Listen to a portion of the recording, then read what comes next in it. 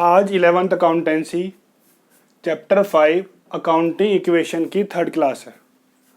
आज बेटा हम करेंगे सबसे main concept adjustment of outstanding, accrued, prepaid, pre received in accounting equation. सबसे पहले बेटा हम इसका मीनिंग समझते हैं कि आउटस्टैंडिंग क्या होता है, एक्रूड क्या होता है, प्रीपेड क्या होता है एंड प्री रिसीव्ड क्या होता है। बेटा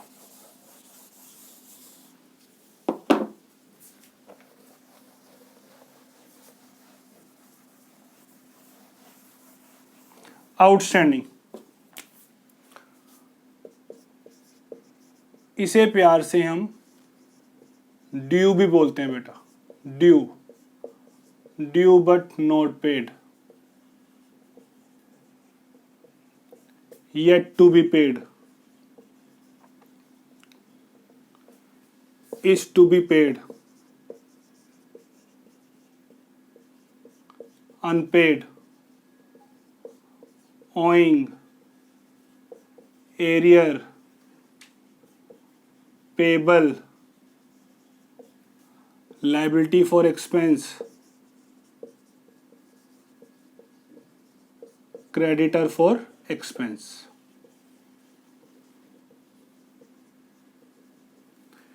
इन वर्ड्स को हम नॉर्मली यूज करते हैं एक्सपेंसेस के साथ, और बेटा ये हमारी लायबिलिटीज होते हैं। आउटस्टैंडिंग, इसका बेटा मीनिंग होता है देना तो है, अभी दिया नहीं है लेकिन देना तो पड़ेगा।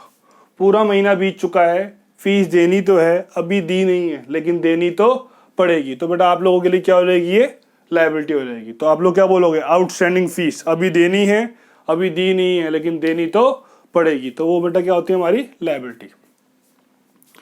एक होता है बेटा accrued, due but not received, receivable, earn but not collected,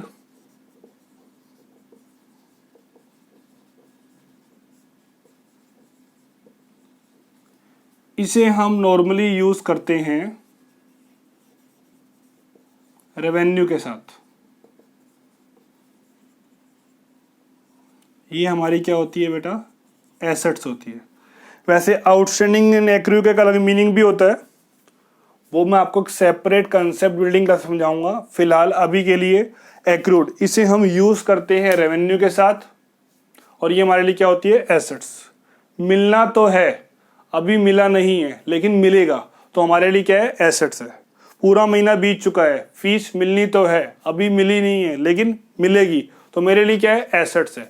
आपने मुझे पे करनी है तो आपके लिए क्या है, लायबिलिटी है। आप क्या वर्ड यूज करोगे बेटा, आउटस्टैंडिंग, वो लायबिलिटी है। मैं क्या वर्ड यूज करूंगा, एक्रूड, वो मेरे लिए क्या है बेटा, एसेट्स है। आगे देखिए बेटा,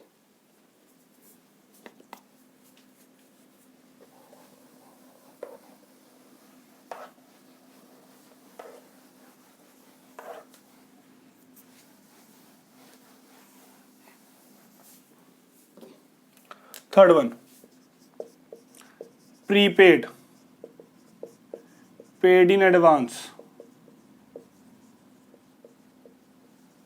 relates to next year,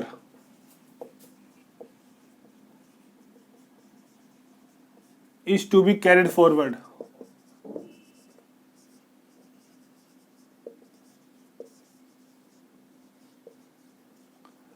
unexpired। बेटा ये इसका सेम वर्ड नहीं है, नॉर्मली इसका ट्रीटमेंट सेम होता है इसका, प्रीपेड और अनएक्सपायर्ड का। अनएक्सपायर्ड नॉर्मली हम वर्ड यूज करते हैं इंश्योरेंस के साथ, तो वो भी सेपरेट हम समझेंगे इसको भी। बाकी इसका ट्रीटमेंट सेम होता है, इसलिए हम इसको सेम वर्ड में यूज कर सकते हैं। इसे भी हम नॉर्मली यूज करते हैं एक्सपेंसेस के साथ। बेटा ये क्या होती है, हमारी एसेट्स होती है। हमने कोई चीज एडवांस में पे कर दी है, फ्यूचर में हमें बेनिफिट मिलेगा, तो ये हमारे लिए क्या होगी बेटा, एसेट्स। आपने मोबाइल बिल एडवांस में पे कर दिया, पूरे महीने क्या मिलती है बेटा, आपको फैसिलिटी मिलती है। आपने फीस एडवांस में दे दी, तो आप क्या बोलोगे, सर पढ़ाओ, तो आपको बेनिफिट मिलना है। मिलना है तो एसेट्स है।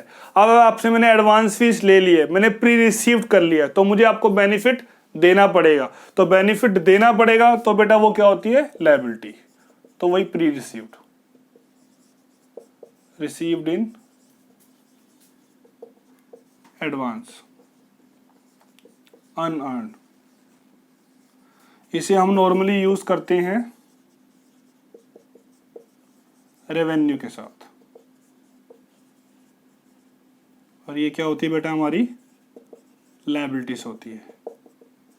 बेनिफिट मिलना है तो एसेट्स, बेनिफिट देना है तो लायबिलिटी।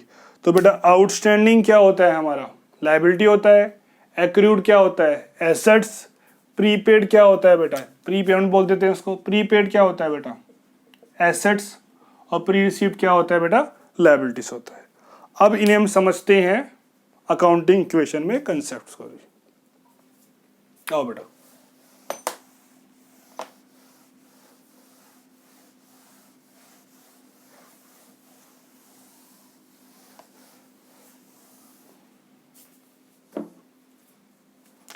फर्स्ट पॉइंट बेटा, आउटस्टैंडिंग। सपोज रेंट है, आउटस्टैंडिंग रेंट या सैलरी कुछ भी हो, एक्सपेंस। बेटा आपने पहले सिंपल पॉइंट पे आते हैं, रेंट पेड इन कैश। तो हम लोग क्या बोलते हैं, एसेट्स में कैश माइनस और कैपिटल माइनस, एक्सपेंस है तो कैपिटल माइनस। अगर आप रेंट पे करोगे, एक्सपेंस है तो कैपिटल माइनस, कैश दिया तो कैश माइनस। अब यहां पे आते हैं बेटा, रेंट आउटस्टैंडिंग। बेटा एक्सपेंस तो ये है, चाहे आपने पे किया है चाहे आपने पे नहीं किया है, कैपिटल तो माइनस होगा ही होगा कैपिटल तो माइनस होगा ही होगा, क्योंकि एक्सपेंसेस क्या होते हैं बेटा, कैपिटल माइनस। दे दिया तो कैश माइनस, दे दिया तो कैश माइनस, नहीं दिया तो लायबिलिटी है, नहीं दिया तो लायबिलिटी है। तो एक कॉलम खुल जाएगा, लायबिलिटी में आउटस्टैंडिंग रेंट का प्लस कर देंगे।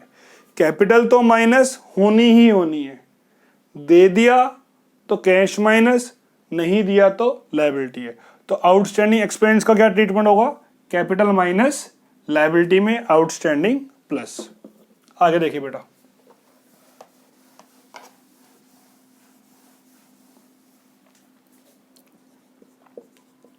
Accrued revenue. सपोज इंटरेस्ट मिला तो हम लोग बोलते हैं interest received in cash. Basically assets में कैश तो क्या होगा, प्लस होगा, एसेट्स में कैश क्या होगा बेटा, प्लस होगा, और इनकम है तो क्या होगी बेटा, कैपिटल प्लस होगी, क्योंकि एक्सपेंसेस से कैपिटल माइनस होती है और रेवेन्यू से कैपिटल प्लस होती है। अब हम बात करते हैं एक्रूड इंटरेस्ट की। बेटा कैपिटल तो प्लस होगा ही होगा क्योंकि रेवेन्यू है, मिल गया तो कैश प्लस, नहीं मिला तो एसेट्स है, क्योंकि एक्रूड हमारे लिए क्या होती है, एसेट्स होती है। तो एक नया कॉलम खोल दोगे एसेट्स में एक्रूड इंटरेस्ट का। कैपिटल तो प्लस होगा ही होगा, मिल गया तो कैश प्लस, नहीं मिला तो एसेट्स है, और एसेट्स क्या हो जाएगी बेटा हमारी यहां पर प्लस हो जाएगी। आगे देखिए,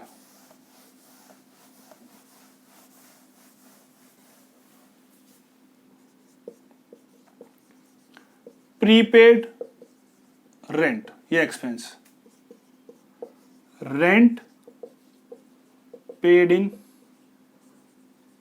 cash, rent paid in cash. बेटा आपने रेंट पे किया, क्या जा रहा है आपका, कैश जा रहा है, कैश तो माइनस होगा ही होगा, और एक्सपेंस है तो बेटा एक्सपेंस है, गौर करना मैंने क्या बोला, एक्सपेंस है तो कैपिटल माइनस। अब हम बात करते हैं प्रीपेड रेंट की। बेटा कैश को थोड़ी पता है कि वो 1 महीने के लिए हो रहा है या 1 साल के लिए पे हो रहा है, कैश तो जा रहा है, चाहे आप एडवांस पे करो चाहे आप 1 मंथ का पे करो, तो कैश तो बेटा माइनस होगा ही होगा। चाहे नॉर्मल पेमेंट कर रहे हो चाहे प्रीपेड कर रहे हो। कैश तो माइनस होगा ही होगा, एक्सपेंस है तो कैपिटल माइनस, लेकिन प्रीपेड बेटा हमारे लिए क्या होती है, एसेट्स होती है। तो एक एसेट्स में एक कॉलम हम और खोल देंगे प्रीपेड रेंट का, तो वो क्या हो जाएगा बेटा प्लस। कैश तो माइनस होगा ही होगा, एक्सपेंस है तो कैपिटल माइनस, एडवांस है तो एसेट्स, तो एसेट्स में एक नया कॉलम खुल जाएगा प्रीपेड रेंट का।